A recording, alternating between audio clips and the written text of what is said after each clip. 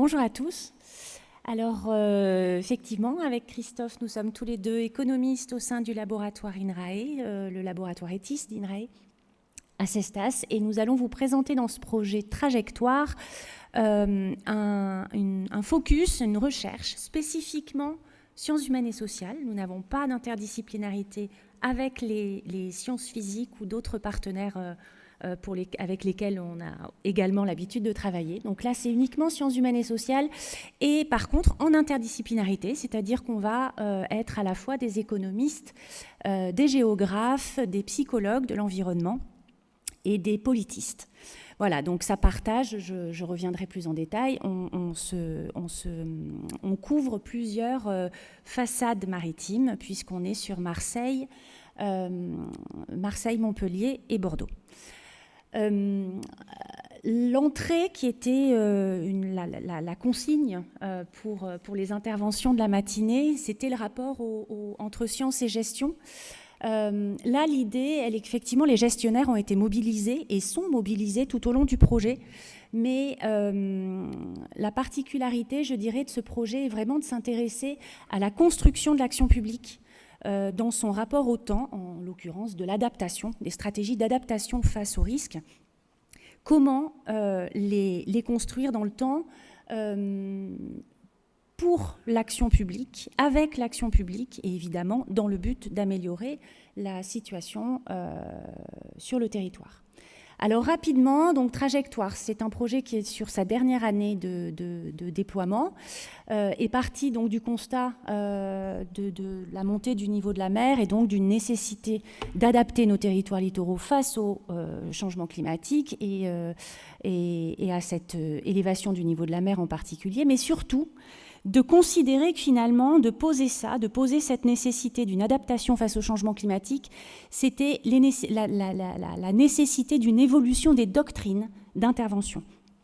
C'est-à-dire considérer qu'on ne peut plus construire l'action publique, construire les politiques publiques de la même manière, dans les mêmes référentiels. Donc, ça exige, comme dans certains autres pays européens, d'imaginer des transformations profondes, finalement, de la culture de l'action publique et des représentations du futur. C'est la posture et l'idée de ce projet de recherche. J'illustre ça ici avec un petit extrait qui était une BD donc, qui a été faite à l'occasion de l'intervention d'Hélène Révalette, qui est donc engagée dans ce projet Trajectoire, que vous connaissez pour beaucoup puisqu'elle est aussi dans le conseil scientifique de Rivage. Et donc Hélène avait fait une intervention autour de cette question de l'adaptation au changement climatique au Canada, et une petite BD avait été faite, et j'ai donc juste mis la page en lien avec cette question des politiques publiques, en disant qu'effectivement les politiques publiques vont pouvoir assurer une coordination des structures, permettre qu'il y ait une coordination et des structures de gouvernance qui agissent, et de manière à ne pas laisser les gens à eux-mêmes. Voilà, c'était l'idée que finalement, et l'habitant, et le gestionnaire, et n'importe quel acteur sur le territoire ne soit pas livré à lui-même, et que la politique publique cherche à essayer de cadrer et d'organiser un peu tout ça.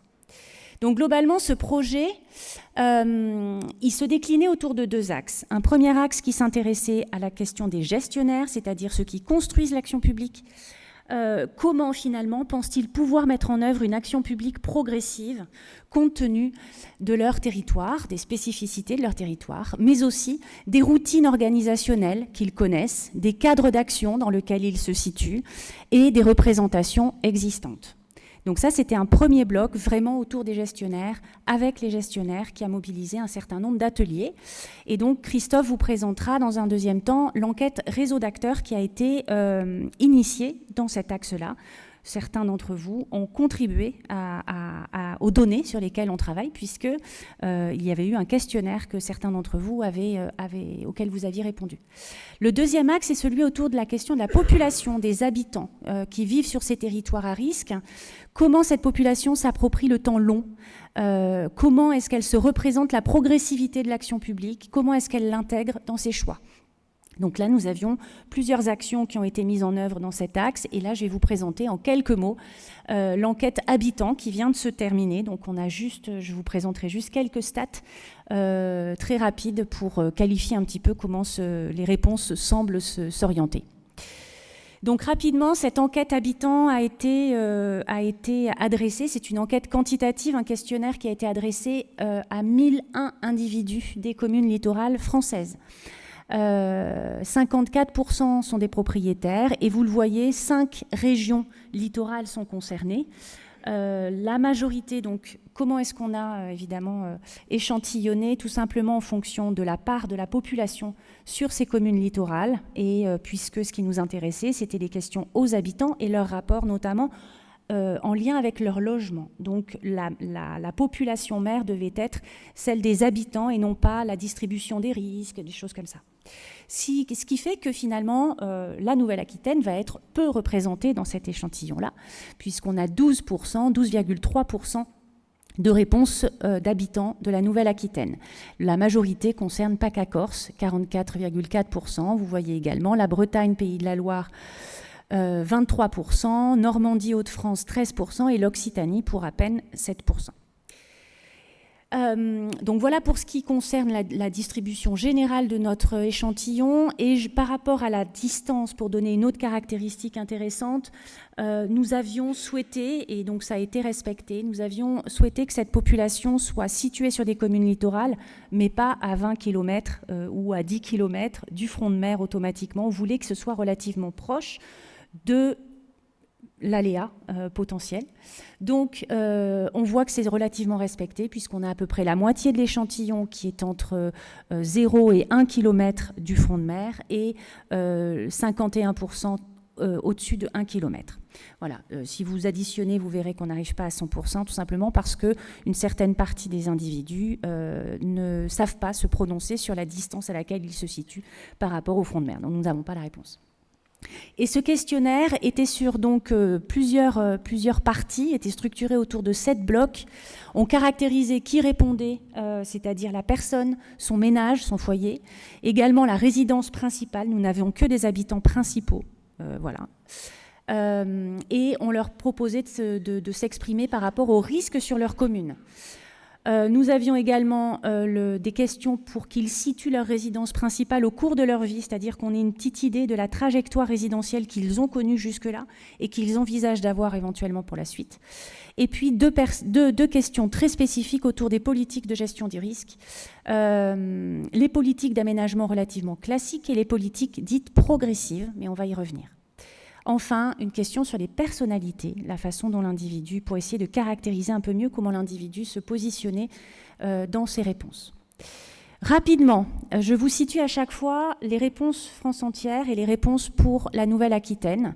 Vous verrez qu'on est généralement, le sous-échantillon Nouvelle-Aquitaine se situe plutôt de la même manière que la France entière, sauf dans certains cas. Et c'est plutôt assez réconfortant, en tout cas pour ceux qui travaillent sur les risques. Sur les raisons de l'installation, sans surprise, la majorité du temps, ce qui motive, c'est la proximité à la mer, la proximité à la famille, la proximité au lieu d'emploi et le coût. En Nouvelle-Aquitaine, la raison première n'est pas la mer, c'est la proximité à la famille.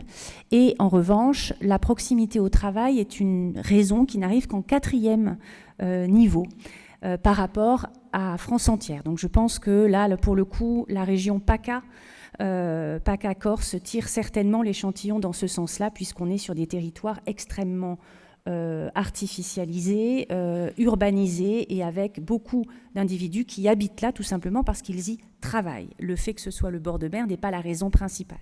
Dans notre cas, on est sur des territoires parfois un peu plus sauvages et pour lesquels le lieu d'habitation est motivé essentiellement pour des aspects non liés au travail.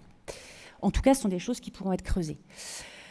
Lorsque l'on évoquait la question du risque de cette manière-là, quand pensez-vous que le risque de submersion marine va devenir préoccupant pour votre commune? On voit qu'en Nouvelle-Aquitaine, à la différence de France entière, il est très clair que le risque de submersion marine est déjà là, pour presque 20%, dans les mêmes proportions qu'il sera là dans les 10 ans ou dans les 20 ans. et il y a finalement uniquement 14,6% de l'échantillon Nouvelle-Aquitaine qui considère ne pas savoir, ne peut pas répondre, alors qu'au niveau de la France, on était à 28%. Lorsqu'on s'intéresse à l'érosion, les choses sont encore plus marquées. On voit que globalement, notre échantillon de néo-aquitain a plutôt une très bonne, considère qu'il est capable de répondre, puisque le ne sait pas est beaucoup moins représenté que dans l'échelle échantillon nationale, et que le risque érosion est clairement déjà là pour 38%. Donc on a 20 points de plus que sur la moyenne nationale.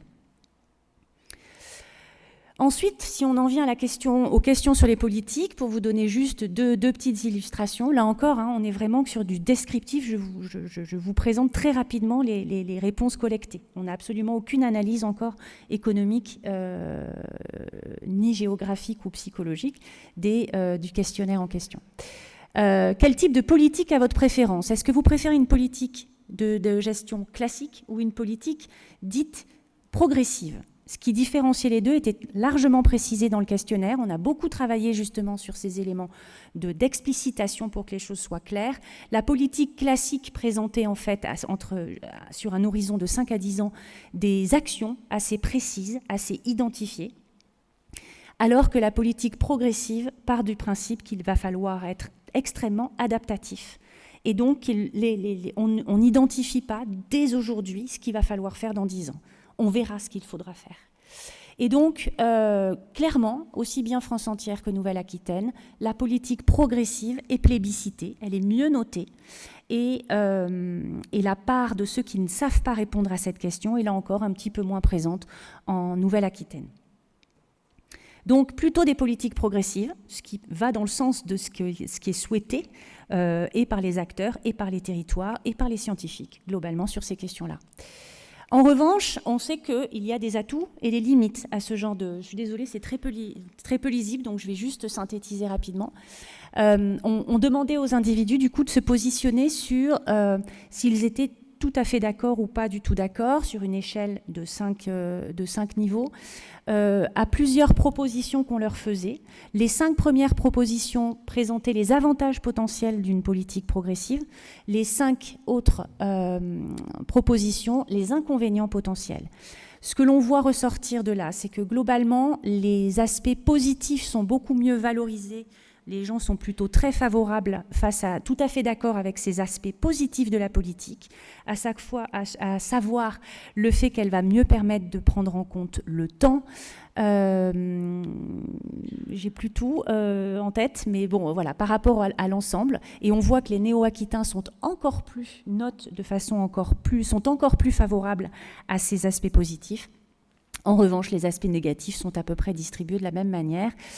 Ces aspects négatifs considéraient notamment le fait que ce temps long n'est pas adapté à notamment l'échelle, que du coup ils ont peur qu'à l'échelle de la gestion et notamment des contraintes administratives, ce soit un blocage. Voilà, c'est effectivement partie des choses qui sont identifiées comme des blocages potentiels, c'est d'avoir cette souplesse sur le temps long. Bon, je vais arrêter là-dessus, évidemment. Toute l'analyse est en cours pour la dernière année, en particulier d'estimer des modèles économétriques pour comprendre plusieurs choses, à la fois comprendre un peu les trajectoires résidentielles par rapport à ce qu'elles ont été jusqu'à présent pour les individus et les mettre en perspective avec ce qu'ils annoncent pour les 10 ou 20 ans à venir, avec la présence du risque ou sans la présence du risque, et puis également des modèles pour comprendre les attentes en termes de politique progressive en fonction de qui sont les individus qui répondent, comment se caractérise leur territoire, puisqu'on souhaite également adopter cette démarche comparative. Donc j'en arrête pour ce premier axe et je laisse Christophe évoquer les réseaux d'acteurs. Merci Jeanne. Alors je vais aller assez rapidement sur les premiers. D'accord Gaël, sinon tu vas me censurer. Je vais aller rapidement sur cette enquête-là, sachant que c'est un travail qui se mène sur 2 terrains simultanément, en Occitanie et en Nouvelle-Aquitaine. C'était issu d'une discussion, ce n'était pas prévu au départ dans ce projet, mais avec Hélène, en discutant, on s'est dit qu'on parlait beaucoup de communautés d'acteurs autour des risques littoraux, mais qu'est-ce que c'est qu'une communauté et comment ça fonctionne? On n'en avait aucune idée. Donc on partait de rien, donc on avait lancé une première enquête en Occitanie, j'y tenais énormément pour commencer par l'Occitanie, parce que j'avais une hypothèse pour moi où j'étais persuadé que en fait, la Nouvelle-Aquitaine, c'est la bonne élève en matière de politique publique en termes de structuration. Donc, très rapidement, en fait, je vais vous présenter un modèle conceptuel à partir des premiers résultats empiriques. Je vais essayer d'étayer ça progressivement. Je vais passer rapidement sur cette diapo juste pour vous dire que 136 personnes ont accédé à l'enquête en ligne. Donc, pas toutes ont répondu, donc autant du côté des acteurs que des chercheurs. 86 cependant ont renseigné ce questionnaire, ce qui nous donne en tout en ligne ceux qui ont répondu et qui ont cité des acteurs, 140 en colonne, donc des personnes qui ont été citées, qui ont été elles-mêmes enquêtées, et des personnes qui ont été citées et qui n'ont pas répondu. Ce qui fait une matrice colonne, donc c'est un peu particulier à traiter, mais on va le voir tout à l'heure.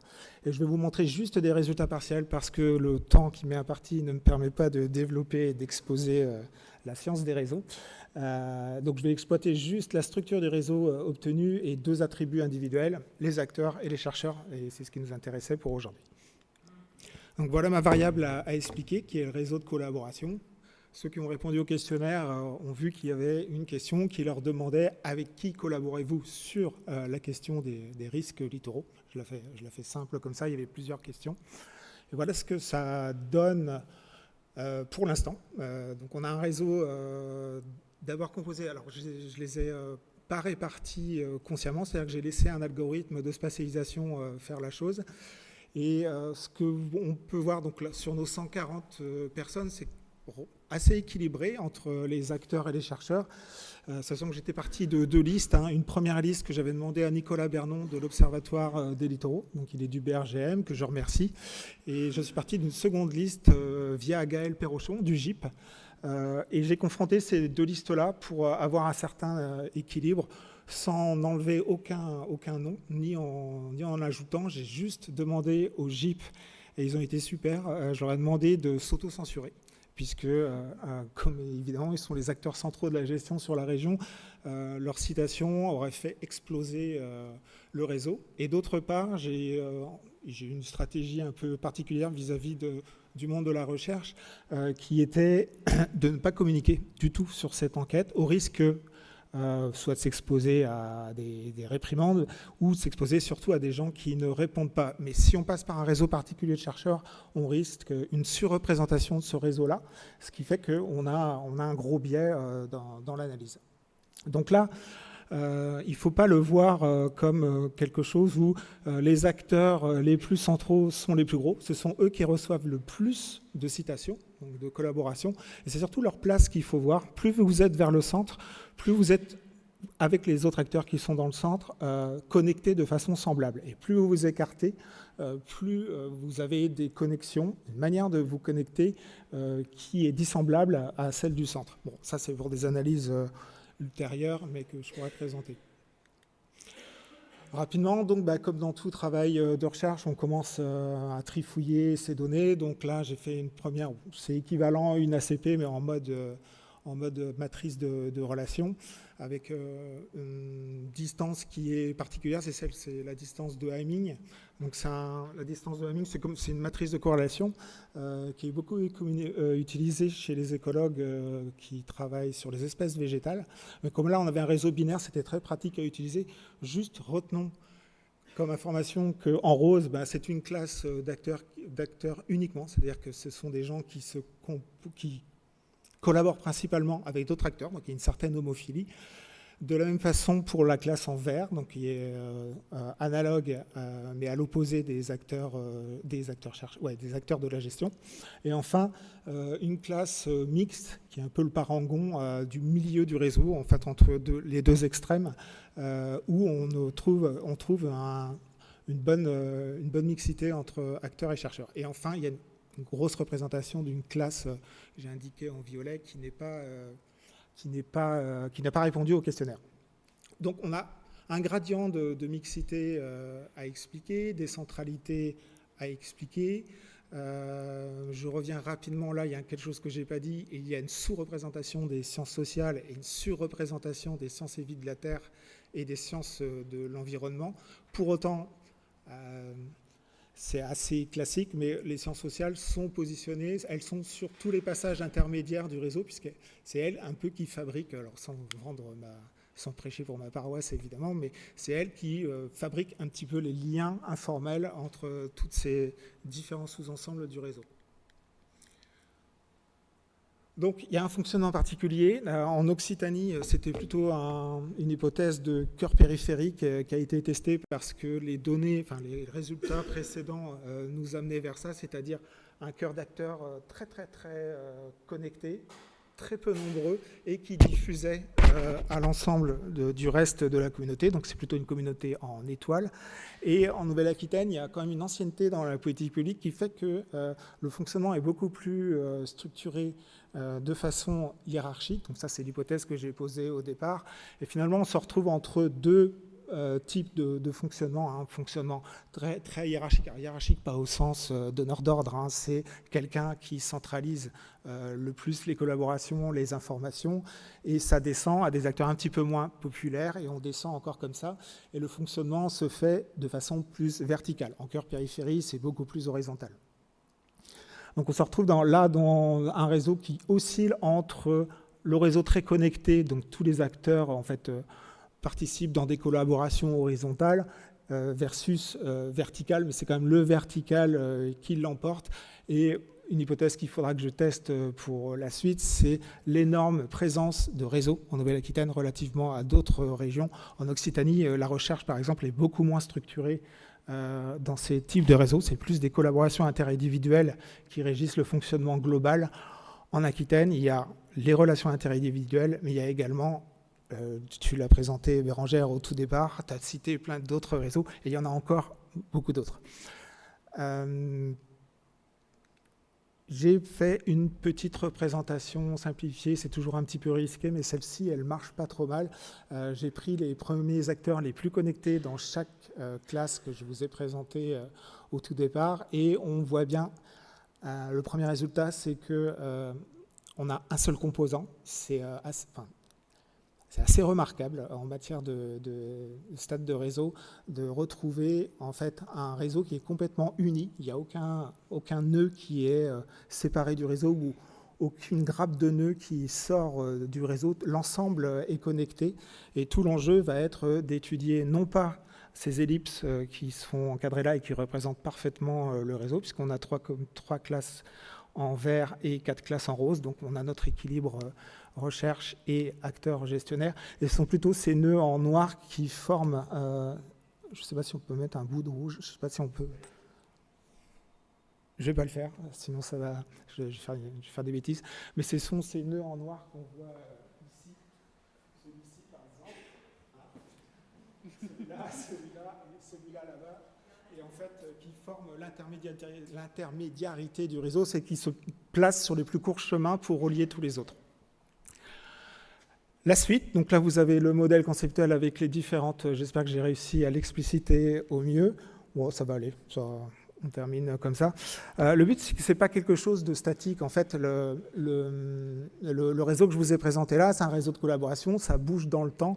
Donc l'enjeu, ce serait éventuellement de poursuivre en longitudinal, c'est-à-dire peut-être dans 2 ans, recommencer exactement le même protocole pour voir l'évolution de ce réseau-là. Sachant que là, il y a un petit quelque chose qui me frustre, c'est que les services déconcentrés de l'État n'ont pas répondu, alors qu'en Occitanie, ils jouent un rôle relativement fort dans le réseau. Donc je reviendrai vers eux pour voir s'ils veulent rester plus discrets, il n'y a pas de souci. S'ils peuvent répondre, ce serait éventuellement génial, puisque on aura une parfaite représentativité des différents acteurs qui sont là.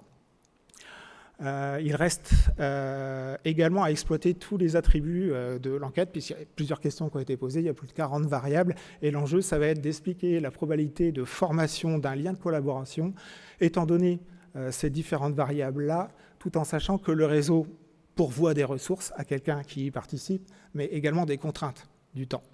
C'est-à-dire qu'on ne peut pas multiplier les collaborations à l'infini, sachant que c'est un réseau à ce qu'on appelle à externalité négative. Plus je collabore, moins j'ai de temps pour travailler sur mes choses, et plus le temps que j'accorde à chacune de ces collaborations-là diminue. Voilà. Je vous remercie.